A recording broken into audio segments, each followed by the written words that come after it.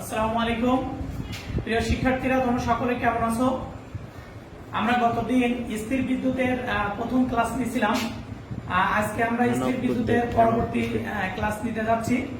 স্থির বিদ্যুতের কুলম্বের সূত্র সম্পর্কিত বিভিন্ন গাণিতিক সমস্যাগুলি এবং তার সমাধান। তোমরা সকলে খেয়াল করো, আমরা এখন বোর্ডে একটি সমস্যা উপস্থাপন করব এবং কুলম্বের সূত্রের সাহায্যে সেটা সমাধান করব।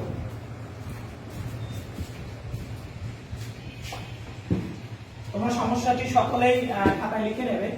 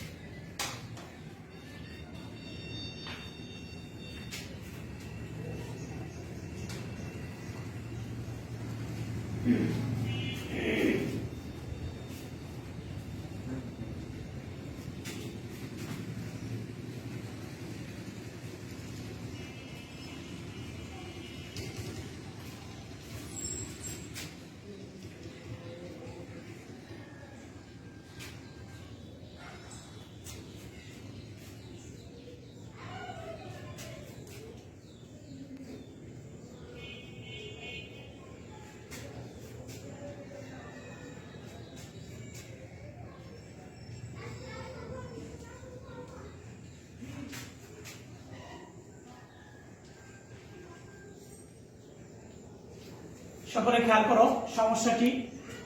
সোডিয়াম পরমাণুর কেন্দ্রে 11টি প্রোটন এবং বাইরে 11টি ইলেকট্রন আছে। প্রোটনের চার্জ +1.6 × 10⁻⁻19 কুলম্ব এবং ইলেকট্রনের চার্জ -1.6 × 10⁻⁻19 কুলম্ব। নিউক্লিয়াস হতে ইলেকট্রনের কক্ষপথের দূরত্ব 0.5 × 10⁻⁸ মিটার হলে এদের ভেতরে আকর্ষণ কতটুকু? আমরা এখন এই সমস্যাটি সমাধান করব। দেখো, প্রথমে আমাদের এখানে দেওয়া আছে, আমাদের এখানে Q1 equal +1.6 × 10⁻⁻19, Q2 equal -1.6 × 10⁻⁻19, K সমান 9 × 10⁻9 newton metre square per coulomb square. এবং তোমরা সকলে জানো সোডিয়াম পরমাণুতে পরমাণু কেন্দ্রে কয়টি প্রোটন থাকে এবং কয়টি ইলেকট্রন থাকে? 11টি। তাহলে সোডিয়ামের প্রোটন সংখ্যা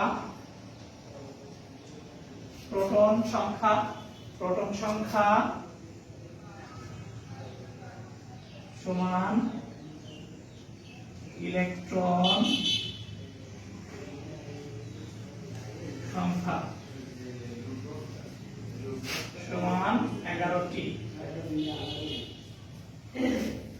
তাহলে আমরা এখানে বল F সমান হয়। কুলম্বের সূত্র থেকে আমরা জানি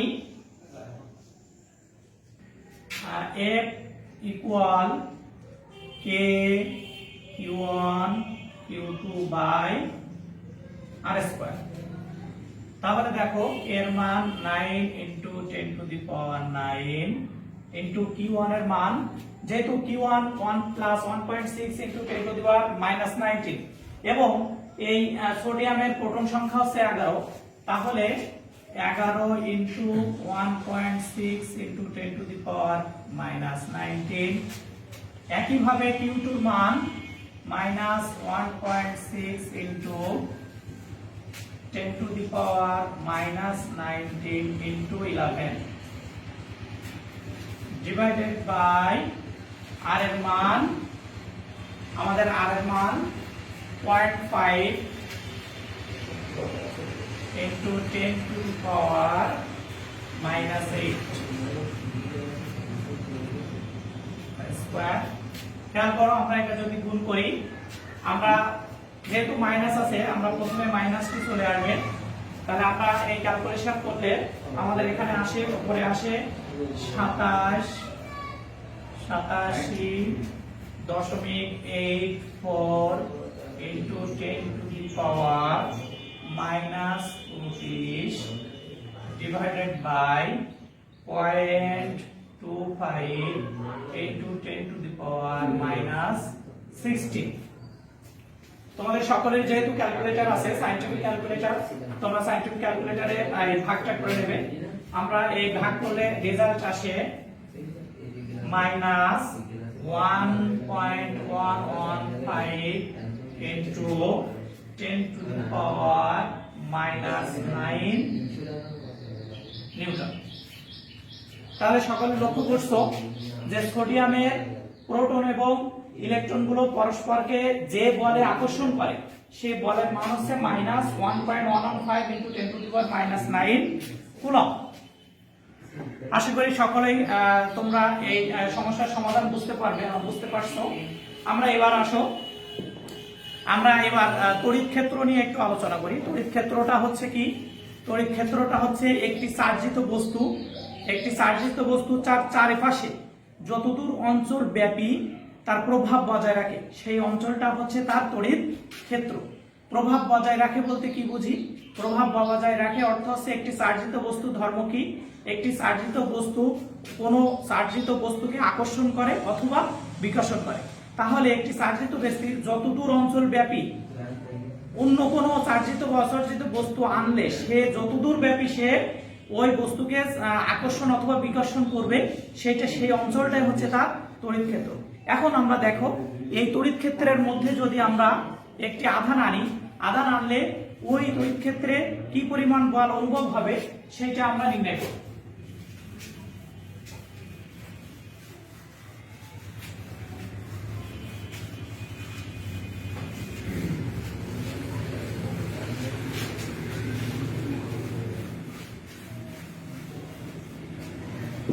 আমরা আগে জেনেছি যে কুলম্বের সূত্রের সাহায্যে কোন বস্তুতে বল K Q1 Q2 by R square. আর আমাদের একটা যদি তড়িৎ ক্ষেত্র হয়, এখানে তড়িৎ ক্ষেত্রে আমরা যদি একটি Q পরিমাণ চার্জ স্থাপন করি এবং এর মধ্যে যে কোনো ধরনের বস্তু আসলে আমাদের বস্তুটি যে বলে আকর্ষণ করবে সেটা তড়িৎ ক্ষেত্রের মধ্যে একক ধনাত্মক চার্জ স্থাপন করলে সেটি যে বল অনুভব করবে তাকে ওই ক্ষেত্রের জন্য ওই বিন্দুর তড়িৎ প্রাবল্য বলে। তাহলে আমরা জানি F সমান K Q1 Q2 by R square.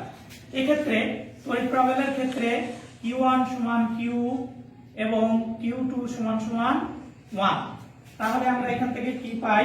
তখন F হয়ে যাবে E সমান K into Q into 1 divided by R square. অতএব E সমান K Q by R square. তাহলে দেখো আমরা তড়িৎ প্রাবল্যের একটা রাশিমালা পেলাম, E সমান K Q by R square. এখন আমরা তড়িৎ প্রাবল্য এবং তড়িৎ বলের মধ্যে একটি সম্পর্ক তৈরি করব। সেটা দেখো কিভাবে। আমরা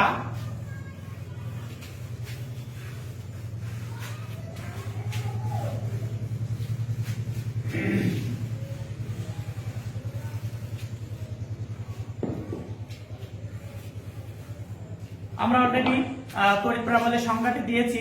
সেটা হচ্ছে যে তড়িৎ ক্ষেত্রের মধ্যে একক ধনাত্মক চার্জ স্থাপন করলে সেটি যে বল লাভ করবে সেটা হচ্ছে আমাদের তড়িৎ প্রাবল্য। তাহলে আমরা E সমান K Q1 Q2 by R square. এখন এইখানে আমরা জানি যে যখন Q1 সমান Q এবং Q2 সমান যদি 1 হয় তখন আমরা সেটাকে বলছি যে তড়িৎ প্রাবল্য। তাহলে প্রাবল্য রাশিমালা E সমান K Q by R square. তাহলে আমরা এই তড়িৎ প্রাবল্যের এই সূত্র থেকে বিভিন্ন ধরনের গাণিতিক সমস্যার সমাধানও করতে পারব। এখন আসি এই সম্পর্কিত সমস্যাগুলির সমাধান। আর একটি সমস্যা তোমরা সকলে বলে লেখো। 10 কুলম্ব চার্জের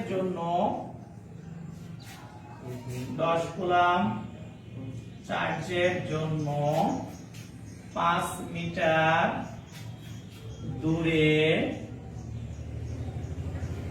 বৈদ্যুতিক বল কত বা তড়িৎ বল কত। তাহলে এখানে আমরা সমস্যাটি সমাধান কিভাবে করব। Q সমান 10 কুলম্ব 5 মিটার দূরে, R ইকুয়াল 5 মিটার এবং তড়িৎ বল কত। তাহলে আমরা তড়িৎ বল E সমান আমরা জানি K সমান 9 × 10⁹ newton metre square per coulomb square. আচ্ছা, তাহলে আমরা জানি E সমান K Q by R square. তাহলে আমরা এখানে ক্যালকুলেশন করব। K এর মান 9 × 10⁹ Q এর মান 10 ডিভাইডেড বাই R এর মান 5 এর স্কয়ার। তাহলে আমরা 9 কে 90 × 10⁹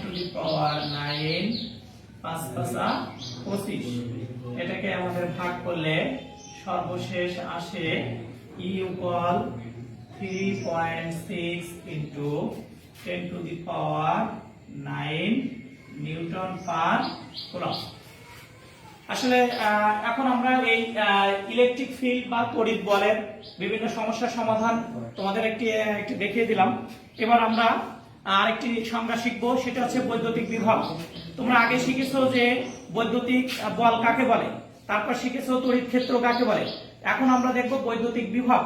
বৈদ্যুতিক বিভব হচ্ছে এক কুলম্ব ধনাত্মক আধানকে অসীম দূরত্ব থেকে তড়িৎ ক্ষেত্রের মধ্যে আনতে যে পরিমাণ কাজ করতে হয় তাকে ওই ক্ষেত্রের জন্য ওই বিন্দুর বৈদ্যুতিক বিভব বলে। সকলে খেয়াল করো বৈদ্যুতিক বিভবের রাশিমালাটা।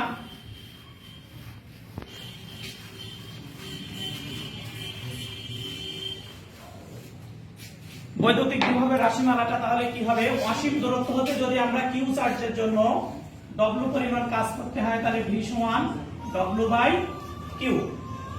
আচ্ছা, তাহলে আশা করি তোমরা আজকের যে আমাদের পড়াশোনার বিষয় ছিল বা পাঠদানের যে বিষয় ছিল তোমরা সকলেই সুন্দরভাবে বুঝতে পারছো। এখন আমরা আজকের পাঠের উপর তোমাদের কিছু বাড়ির কাজ দেবো। তোমরা বাড়িতে বসে সকলেই আজকের এই সমস্যা আমি যেভাবে সমাধান করে দিলাম সেগুলো ভালোভাবে মনোযোগ দিয়ে পড়বে এবং এই বাড়ির কাজ দুটি তোমরা বাসায় বসে চেষ্টা করবে। 1 নাম্বার হচ্ছে 6 কুলম্ব চার্জের 6 কুলম্ব চার্জের একটি বস্তু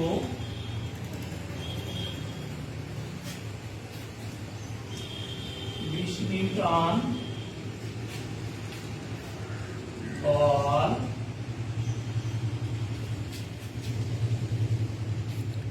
প্রভাব পড়ছে।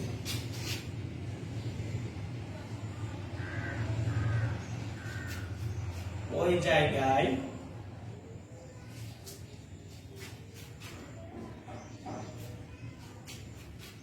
তড়িৎ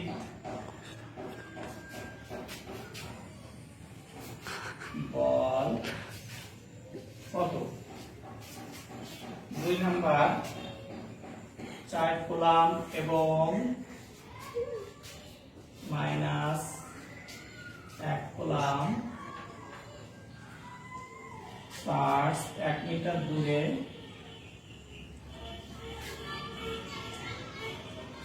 রাখা আছে।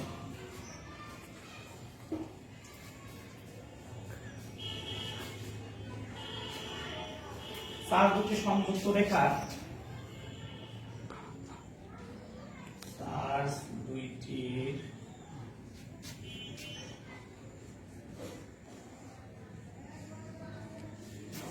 সংযুক্ত রেখা কোথায়? তড়িৎ বল 0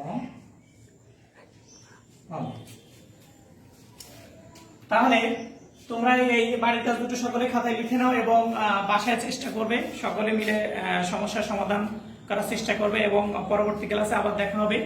তাহলে সকলে ভালো থাকো, সকলকে ধন্যবাদ, আল্লাহ হাফেজ।